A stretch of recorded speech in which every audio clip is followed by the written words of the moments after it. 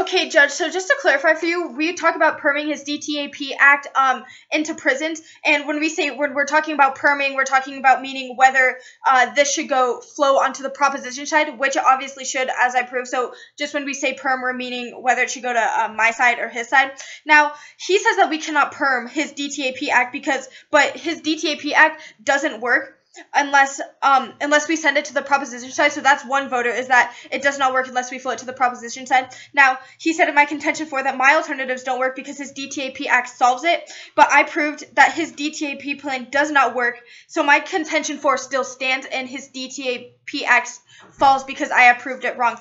Now, another voter is he dropped my contention 3, subpoint B and subpoint C, and so that he obviously agrees with it, so that flows across. And when I went against his DTAP drugged implement in prison, he rarely touches on the fact that I argued against every point in that. He just brings it up that saying we cannot permit when I prove that we have to permit in order for it to work, to permit onto my side.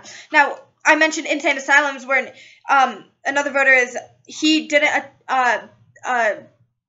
defend himself when I mentioned anything about the insane asylums, about the money he said the money we would save that goes towards would go towards insane asylums, where I said in my case that we would use the money to invest in acts to prevent this from even happening. So, Judge, this flows onto my side because he did not defend himself when I mentioned this in my case.